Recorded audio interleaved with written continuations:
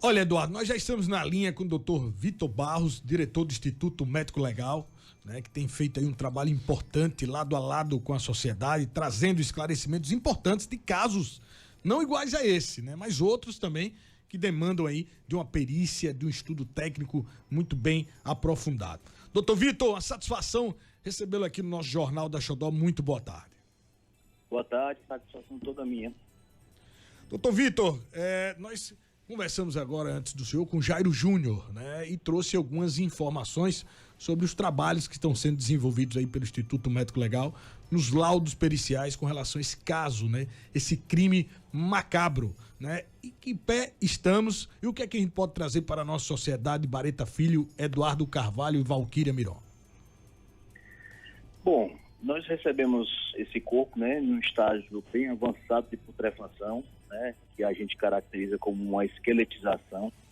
E a primeira dúvida que surgiu aqui para nós, aqui na nossa equipe, foi como essa senhora, essa moça, conseguiu fazer com que o corpo entrasse num processo de degradação, de decomposição, cumprisse todas as fases, né, como cromática, gasosa, até chegar na fase de esqueletização, e que isso não foi percebido por vizinhos, né, em momento algum, pelo menos não há, né, registro, né, no CIOSP de chamadas de ocorrências nesse sentido, naquele endereço, né, pois a gente sabe que a forma mais comum, digamos assim, de chamados para corpos, né, em putrefação acontece justamente pelos vizinhos, né? Então o indivíduo morre na sua residência, um indivíduo que mora só, por exemplo, e após 3 a 4 dias, inicia-se a fase gasosa, que quando começa a exalar realmente os gases da putrefação, que são a putrescina e a cadaverina. Então, pelo nome, né, dessas enzimas, você já imagina que o odor é realmente muito irritante. Então, os vizinhos entram em contato com o CIOSP adentra o local e localiza o corpo. Então, como é que a gente consegue manter um corpo nesse estágio sem esse chamamento por parte dos vizinhos? Então, a gente está agora realizando alguns testes, né? Cautelamos aquela geladeira que era utilizada, ela está ligada aqui, a gente está fazendo aferições na temperatura para saber até que ponto, a que temperatura ela chega, para a partir daí a gente conseguir fazer uma estimativa de o quão lentificado foi o processo, quanto tempo se arrastou esse processo de decomposição em vista da temperatura. Ao mesmo tempo, nós coletamos alguns materiais do corpo e vamos encaminhar para o nosso laboratório em busca de substâncias que possam ter ajudado nessa conservação, como, por exemplo, soluções à base de formaldeído, né, que é o conhecido formol.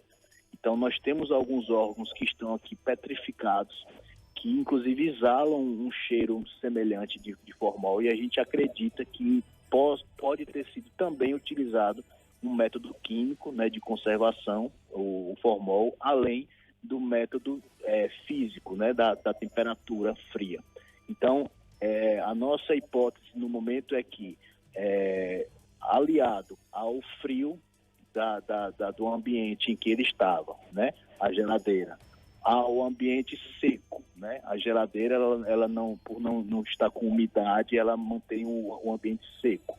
E o uso de químicos, como o formol, isso fez com que o processo que duraria, né, dias, se arrastou aí por anos. Né? Então, ao mesmo tempo, foi encontrado no local de crime muitas fraldas com fezes de criança próximo ao local, uma sujidade grande que pode indicar, inclusive, uma tentativa da mesma de burlar um possível mau cheiro que comece a exalar ali naquele ambiente. Então, assim, os nossos exames começaram ontem, né? Então, com a chegada do corpo. A gente, fora isso, está fazendo um processo de limpeza do corpo, porque a gente recebeu o corpo em esqueletização, mas ainda tem muitas traves de ter sido cartilaginoso, de pele, cabelo, e tudo isso tem que ser retirado, tem que ser limpo, né? Então a gente usa soluções à base de cloro, a gente usa fervura para separar esse material mole, digamos assim, em termos mais simples, e deixar os ossos isolados. Aí a gente vai fazer a reconstrução do esqueleto, né, para a gente ir em busca agora de quê? Da possível causa da morte. Né? Então é uma outra pergunta que a autoridade policial nos fez. A primeira foi o tempo, estimativa de morte. A segunda foi a causa da morte, que a gente vai tentar identificar nos ossos alguma lesão traumática, algo que indique, né, uma morte de cunho violento, né? E ao passo que nós estamos também tentando fazer a identificação oficial do corpo, né? Porque a gente já tem um suposto nome de um idoso, mas a gente precisa afirmar isso de forma cartesiana, científica. Então a gente a delegacia de polícia já entrou em contato com alguns filhos desse idoso que suposto nome, que moram no Rio Grande do Sul e ficaram de nos encaminhar prontuários médicos, odontológicos, para que a gente possa fazer o cruzamento dos dados e chegar numa identificação oficial. Então, assim, ainda é cedo para a gente fazer qualquer afirmação categórica, né, contundente, porque é um exame que é minucioso, né, demorado, mas as equipes de antropologia forense, tanatologia forense, estão se debruçando nesse exato momento, inclusive, para a resolução o mais rápido possível do caso. Doutor, se o caso for, de repente, por envenenamento, com esse tempo todo que o corpo ficou ali, tem como detectar através dos exames? Já fica mais complicado essa análise, porque dependeria de análise nos tecidos de órgão, os tecidos moles, né? Tecidos, cartilagem, sangue, e isso com o tempo já foi consumido, né? A gente não teria nesse momento mais a condição de fazer essa afirmação, fica muito difícil, apesar de que quando for analisado no painel cromatográfico, né, o toxicológico, ele vai dizer tudo que foi encontrado. Pode ser que a gente consiga algum resíduo, algum resquício, né? Mas, assim, de fato é algo assim improvável da gente conseguir. Doutor Vitor, eu tenho uma dúvida em relação ao conhecimento químico, porque 7 anos de preservação, né, numa geladeira, a gente entende que de alguma forma ela tinha algum conhecimento químico, ou dela própria, ou que alguém ajudou, porque não tem como uma pessoa natural, né, colocar um corpo tanto tempo sem pelo menos noções, né, de algum produto químico, alguma substância química que preservasse esse corpo. Qual o entendimento do senhor? Bom, pelo que se tem conhecimento até o momento, ela era, a acusada, ela tem formação na área de saúde, ela exercia o cargo de técnica de enfermagem e o enfermeiro não diretamente utiliza o formol na sua prática diária, mas esses conhecimentos, eles são hoje em dia facilmente obtidos tanto na internet quanto nas funerárias, né? Os agentes funerários, eles realizam esse procedimento de formalização, né, embalsamento. E, assim, uma pessoa que determinada, ela, através de um certo esforço, tempo, ela consegue sim. Ela talvez não tivesse o instrumental necessário, né, os equipamentos necessários para fazer uma conservação, digamos assim, padrão, mas ela consegue realizar, por exemplo, injeção de formol, ela pode, de repente, adquirir, até subtrair, digamos assim, de algum estabelecimento de saúde que ela, porventura, tenha trabalhado um recipiente com um líquido, né, à base de formaldeído e com agulhas e seringas, ter feito ali injeções, né, no corpo. E isso a gente vai conseguir comprovar através das análises que vão se suceder. Pela sua experiência também, né, atuando também em casos de crimes bárbaros, né, a gente pode perceber que não houve a mutilação do corpo, né, ela não decapitou o corpo. E na condição física e estrutural dela, ela não é uma pessoa grande, não é uma pessoa que teria essa força toda. Você acredita também na hipótese de uma terceira pessoa de ter contribuído para ocultar esse cadáver, esse crime? De fato, essa pergunta aí eu não tenho condição de responder. Seria mais a autoridade policial, baseado no levantamento que ela fez ali no local de crime, no entorno do acusado, os associados dela. Mas, assim, analisando do ponto de vista médico-legal, como a vítima ela já era, né, de idade avançada e já, né, com uma complexão física já emagrecido, né, certamente uma pessoa só seria capaz de fazer. Muitas vezes os cuidadores de idosos, por exemplo, eu sei porque tem pessoas na minha família, elas conseguem erguer tranquilamente com os braços do idoso, né, para fazer a mobilização de uma cama para uma poltrona, enfim. Então não seria tarefa impossível, digamos assim. Uma pessoa com a compreensão física da acusada, que nas reportagens eu pude perceber, seria perfeitamente possível. Conseguiria, né, doutor Vitor, manipular esse corpo, né, a depender da estrutura, né? Ô, doutor Vitor, outra coisa, o senhor acredita também na possibilidade dela ter praticado esse crime em um outro local, no caso, se ela praticou, se ficar comprovado, porque ela alega que não, né? Mas ela teria removido esse corpo de um local para a parte interna, né, da geladeira, colocado em uma mala e lá mesmo ter conservado? Você acredita também nessa possibilidade? Claro que o decorrer da investigação, muitas coisas vão surgindo, mas eu pergunto pelo lado mais médico-legal, como o senhor afirmou, o senhor acreditaria também nessa hipótese? Sim, inclusive, num primeiro momento, assim que eu recebi o corpo, foi a minha primeira hipótese, né?